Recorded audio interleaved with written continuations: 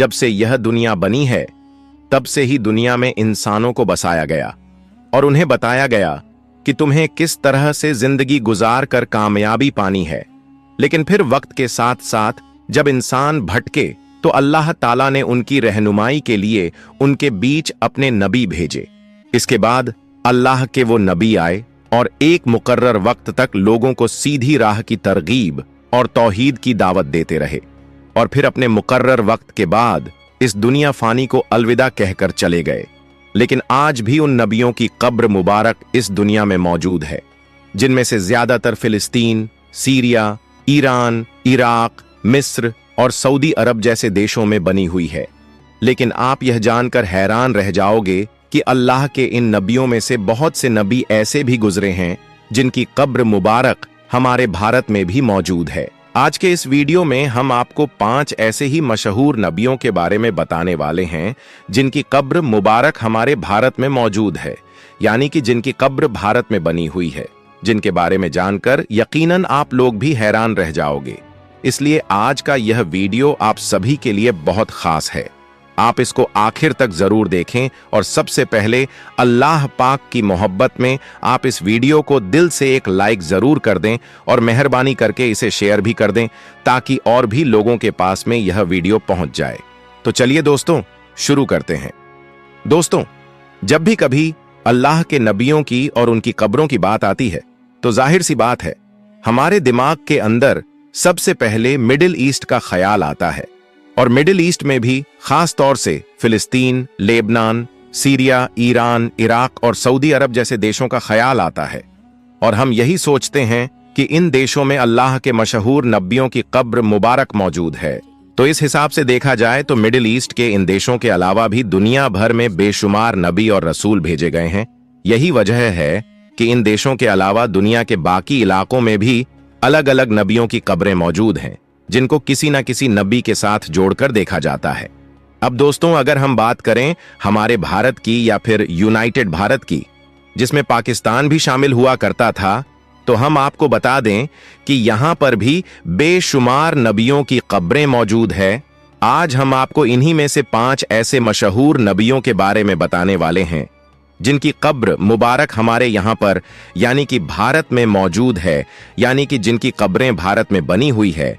इनके बारे में जानकर यकीनन आप भी हैरान रह जाओगे, इसलिए आप इस वीडियो को बगैर स्किप किए आखिर तक गौर से जरूर देखना। नंबर 1, हजरत सीस अलैहिस्सलाम। दोस्तों, हजरत सीस अलैहिस्सलाम अल्लाह ताला के एक ऐसे नबी गुजरे हैं जिनकी कब्र मुबारक यानी कि जिनकी मजार श्री भारत में ही मौजूद है। भारत के उत्तर प्रदेश के मशहूर शहर अयोध्या में एक हद से ज्यादा लंबी चौड़ी और पुरानी कब्र मौजूद है, जिसके बारे में कहा जाता है कि यह कब्र अल्लाह के नबी हजरत सीस अलैहिस्सलाम की है। अगर आप इस्लाम के मानने वाले हो या फिर अगर आप इस्लाम के बारे में थोड़ा बहुत भी जानते हो तो आपको हजरत सीस अलैहिस्सलाम के बारे में जरूर मालूम होगा, और अगर थोड़ा बहुत भी नहीं जानते हो तो हम आपको बता देते हैं कि हजरत सीस अलैहिस्सलाम कौन है। दोस्तों, हजरत सीस अलैहिस्सलाम हजरत आदम अलैहिस्सलाम के बेटे हैं। हाबिल के कत्ल के तकरीबन 5 साल के बाद अल्लाह ने हजरत आदम अलैहिस्सलाम को तीसरा बेटा अदा किया था जिनका नाम हजरत सीस अलैहिस्सलाम था। हम आपको बता दें कि हजरत आदम अलैहिस्सलाम की जो नस्ल चली है वो हजरत सीस अलैहिस्सलाम से ही चली है और यही वो अल्लाह के नबी हैं जिनको लेकर दावा किया जाता है कि इनकी कब्र उत्तर प्रदेश की अयोध्या में मौजूद है। लेकिन इसके साथ ही हम आपको यह भी बता दें कि तारीख में हजरत सीस अलैहिस्सलाम की कब्र को लेकर 5 तरह की बातें मिलती है। कोई कहता है कि हजरत सीस अलैहिस्सलाम की कब्र गाजा में शाम का एक इलाका है, वहां पर मौजूद है, जबकि कुछ लोगों का दावा है कि हजरत सीस अलैहिस्सलाम की कब्र इराक में मौजूद है। लेकिन हम आपको बता दें कि ज्यादातर जगहों पर यही लिखा हुआ है कि हजरत सीस अलैहिस्सलाम की कब्र हिंदुस्तान की सरजमीन उत्तर प्रदेश के अयोध्या शहर में मौजूद है। अगर आपका कभी अयोध्या में जाना हो तो हम आपको बता दें कि हजरत सीस अलैहिस्सलाम की मजार शरीफ अयोध्या का जो मणिपर्वत इलाका है उस जगह पर आपकी कब्र मौजूद है। वहां पर जाकर आप इनकी जियारत कर सकते हैं। नंबर 2, हजरत कम्बीत अलैहिस्सलाम। दोस्तों, हजरत कम्बीत अलैहिस्सलाम हजरत आदम अलैहिस्सलाम के बेटे हैं। हम आपको बता दें कि हजरत आदम अलैहिस्सलाम के कुल 20 बेटे थे, लेकिन बाज मुफस्सरीन लिखते हैं कि हजरत आदम अलैहिस्सलाम के 240 बेटे थे, जो कि पूरी दुनिया में फैल गई और फिर वक्त के साथ साथ उनकी तादाद में इजाफा होता गया। उनमें से चंद बेटों को अल्लाह ताला ने नबूवत अता की। उन्हीं में से एक हजरत कम्बित अलैहिस्सलाम थे। हम आपको बता दें कि हजरत कम्बित अलैहिस्सलाम की कब्र मुबारक 270 फुट लंबी कब्र है और इसे लेकर यह भी कहा जाता है कि हजरत कम्बीत अलैहिस्सलाम की कब्र दुनिया के सबसे बड़ी कब्रों में से एक कब्र है और यह गुजरात में मौजूद है। नंबर 3, हजरत नूह अलैहिस्सलाम। दोस्तों, हजरत नूह अलैहिस्सलाम की कब्र के बारे में भी यह कहा जाता है कि इनकी कब्र भी भारत में मौजूद है। उत्तर प्रदेश के अयोध्या इलाके में ही इनकी कब्र भी मौजूद है। इनकी कब्र को नौगाजी या नौगाजी के नाम से भी जाना जाता है और ऐसा नाम इस कब्र को इसलिए दिया गया है क्योंकि यह कब्र 9 यार्ड्स यानी कि 9 गज लंबी है। और जानते हो, इस कब्र को भी अल्लाह के एक मशहूर नबी यानी कि हजरत नूह अलैहिस्सलाम की कब्र के साथ जोड़ा जाता है और कहा जाता है कि यह कब्र हजरत नूह अलैहिस्सलाम की कब्र है।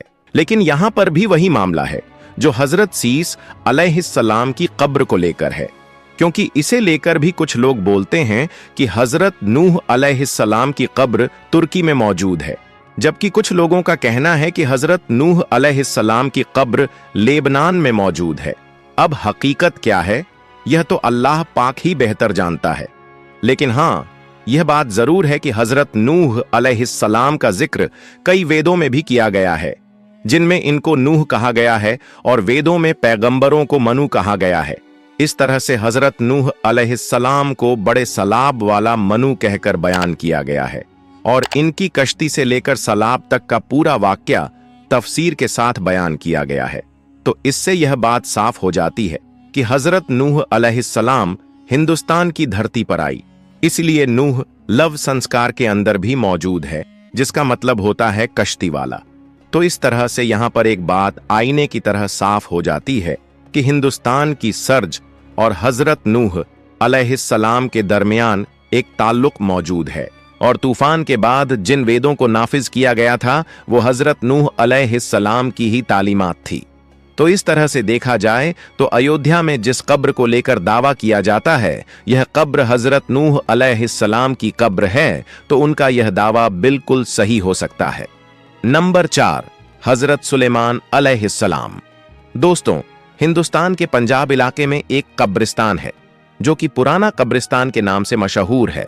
इसे लेकर कहा जाता है कि इसके अंदर हजरत सुलेमान अलैहिस्सलाम की कब्र मौजूद है। हम आपको बता दें कि एक हजरत सुलेमान अलैहिस्सलाम वो थे जिन्होंने हवाओं, परिंदों और जिन्नातों पर हुकूमत की थी। लेकिन यहां पर हम आपको जिन हजरत सुलेमान अलैहिस्सलाम के बारे में बता रहे हैं यह वो नहीं है। यह तो हजरत मूसा अलैहिस्सलाम के आलमी से हैं और इन्हीं की कब्र पुराना कब्रिस्तान में बताई जा रही है। हम आपको यह भी बता दें कि इनकी कब्र के बारे में अनवारी शम्स किताब के अंदर तफसीर के साथ बयान किया गया है।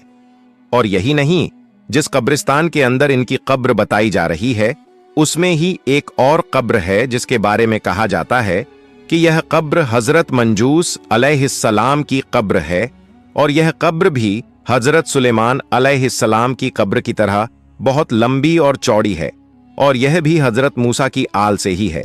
इन कब्रों को लेकर यहाँ के लोकल लोगों का दावा है कि नबियों की यह कब्रें लगभग 4000 साल पुरानी है। और नंबर 5, हजरत अनमून अलैहिस्सलाम। दोस्तों, हजरत अनमून अलैहिस्सलाम हजरत दाऊद अलैहिस्सलाम के बेटे थे। हजरत सुलेमान और हजरत अनमून अलसलाम हजरत दाऊद अलसलाम की मुख्तलिफ बीवियों में से थे। हजरत अमनून अलैहिस्सलाम ने दीन की तबलीग के लिए तकरीबन 30 साल फिलिस्तीन के अंदर गुजारी और फिर अरब देशों से होते हुए हिंदुस्तान के सिंध इलाके में पहुंचे, क्योंकि उस वक्त हिंदुस्तान और पाकिस्तान अलग नहीं हुई थी। अब आपकी मज़ार शरीफ को लेकर दावा किया जाता है कि आपकी मज़ार शरीफ गुजरात में मौजूद है, जहां पर हर रोज सैकड़ों ज़ायरीन ज़ियारत के लिए पहुंचते हैं।